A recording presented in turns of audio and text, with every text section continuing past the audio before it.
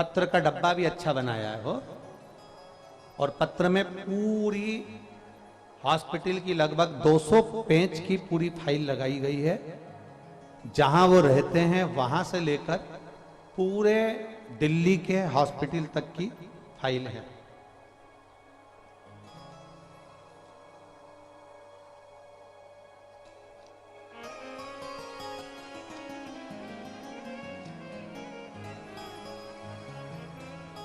मेरा नाम शिव केसरवानी है, बेटी दिया केसरवानी, अशोक सुंदरी, पता 140 R3 M2 Beniganj Prayagraj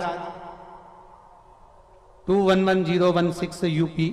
mobile number ये है। कहीं बैठी हैं? कहीं बैठी हो तो हाथ हिला सकती हैं। अगर कहीं बैठी हो तो हाथ हिलाएं। मेरा नाम है शिव केसरवानी। कहाँ है? अच्छा उधर है। बच्ची आई है बाबू साथ में? हाँ लिया आओ इसको, लिया आओ इसको। मेरा नाम शिव केसरवानी है, दिया केसरवानी, पता है 140 R3 M2 Beniganj Prayagraj Uttar Pradesh. Mobile number ये है। गुरुदेव मैं पूरे डॉक्टरों की फाइल आपको लगाकर भेजा हूं। मेरी बेटी 9 महीने की थी तब उसको नॉर्मल इन्फेक्शन हुआ था और प्रयागराज के दामिनी अस्पताल में उसको एडमिट किया गया था, जहां 3 दिनों तक बेटी का स्वास्थ्य ठीक नहीं हो पाया। तो हमें खबर करी गई कि इस बेटी को आप कोई दूसरे हॉस्पिटल में ले जाएं। हम जागृति अस्पताल में लेकर गए प्रयागराज के, फिर वहां पर एडमिट किया। वहां पर भी डॉक्टरों ने चेकअप करा, उनसे जितना बना उन्होंने किया।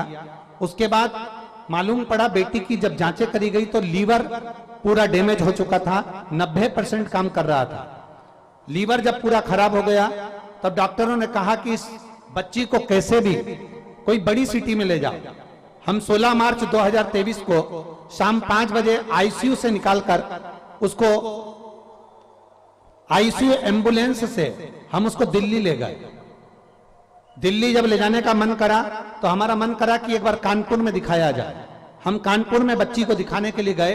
वहां पर बच्ची की तबीयत और ज्यादा खराब हो गई। तबीयत खराब होने के बाद हम उसको यहाँ के एशियन हॉस्पिटल से निकालकर फरीदाबाद ले गए। फरीदाबाद के हॉस्पिटल से निकालकर 17 मार्च के दिन हम उसको रात को 3 बजे हॉस्पिटल से निकालकर फिर उसको दिल्ली की ओर लेकर गए और नोएडा के सेक्टर नंबर 27 में मेरी बेटी को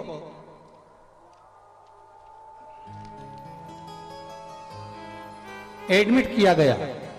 सुबह जब सीनियर डॉक्टरों ने बेटी को देखा तो उसका लीवर पूरा खराब हो चुका था और हम माता पिता से कह दिया गया था कि आप अपना लीवर इस बेटी को दे सकते हैं, लीवर ट्रांसप्लांट करना ही पड़ेगा। लीवर ने काम करना बंद कर दिया, डायलिसिस चालू हो गया। बेटी का डायलिसिस चलता रहा, तबीयत में आराम नहीं लगा। बेटी कोमा में चली गई और आईसीयू में पड़ी रही। बच्ची को 3 दिन कोमा में रखा, इसका होश नहीं आया। हम लोगों ने अपना लीवर देने की तैयारी कर दी, पर मालूम पड़ा कि आपकी कथा नोएडा में चल रही है। तब हम नोएडा में 20 मार्च 2023 को आपकी कथा में पहुंच गए। बेटी अंतिम सांसें गिन रही थी, हॉस्पिटल में पड़ी थी, उसका लीवर ट्रांसप्लांट होना था और हम नोएडा की कथा में घर का एक व्यक्ति जाकर आपसे बेलपत्री की गुहार करी, पर गुरुदेव भीड़ इतनी थी कि आपकी बेलपत्र नहीं मिल पाई। तब हम वहां से वापिस आए, फिर वापिस हम बेलपत्री के लिए दूसरे दिन फिर वापिस हम लोग नोएडा में चल रही कथा में पहुंचे। वहां पर आशीष भैया मिले। आशीष भैया से हमने कहा कि हमको व्यासपीठ की एक बेलपत्र दे दो आशीष भैया। आशीष भैया ने व्यासपीठ की बेलपत्र उतार कर हमको दे दी। हम उस समय रो रहे थे। हमारी बेटी अंतिम सांसें गिन रही थी, उसका लीवर ट्रांसप्लांट होना था, उसका डायलिसिस चालू हो चुका था। अब हम करते क्या? आशीष भैया ने कहा बस इस बेलपत्र को ले जाओ, बाबा के भरोसे जाओ, श्री शिवाय नमस्तुभ्यम कहकर बेलपत्री को उसके पलंग के पास रख देना। हमने बेलपत्र को उसके पलंग के पास रखा। डॉक्टरों ने मना किया, फिर भी हमने उसको प्रणाम कर डॉक्टर को कहा कि इस बेलपत्र को रख दो। डॉक्टर के हिसाब से बेलपत्र रखी। 3 दिन के अंदर बेटी ने आंख खोल ली और बाबा की कृपा से अब उसका डायलिसिस भी बंद हो गया, उसका लीवर भी ट्रांसफर नहीं हुआ और बेटी हमारे साथ में यहाँ प्रणाम करने आई है गुरुदेव। अब हमारी बेटी बिल्कुल ठीक हो चुकी है, जिसका डॉक्टर ने एकदम मना कर दिया था। उसके दोनों फोटो लगा रहे हैं और बेटी को भी लेकर आए। ये 2 फोटो हैं। बेटी एक वेंटिलेटर पर पड़ी है, आप लोग उसको एलईडी पर देख रहे होंगे। जो बेटी वेंटिलेटर पर पड़ी है वो, और जब बेटी ठीक हो गई उसका भी फोटो लगाया है, जो बेटी यहां पर अभी मंच पर व्यासपीठ पर आएगी। बाबा की कृपा की सारी रिपोर्टें उन्होंने पूरी की पूरी रिपोर्ट यहां लगाई गई है। 200 पेज की रिपोर्ट है जो लगाई है। शिव के भरोसे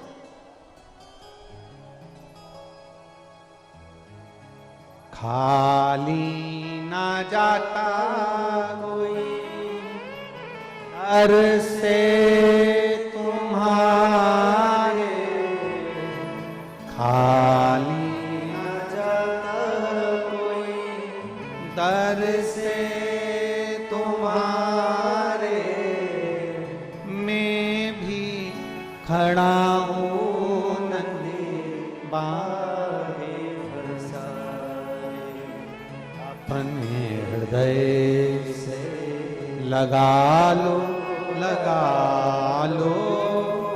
गिरी जा रही हूँ उठा लो।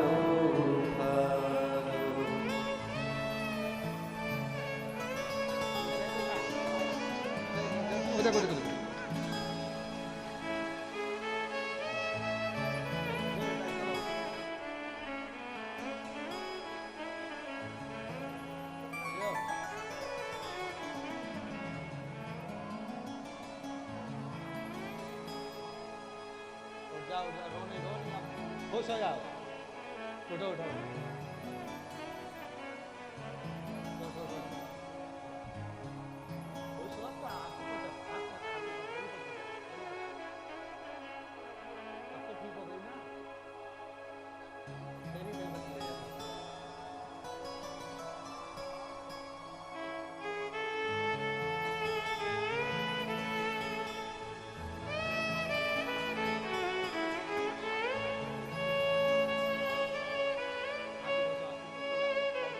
जाना चाहिए, यहां से जाओ ना तो एकदम खुश, बाबा ने अच्छा कर दिया ना।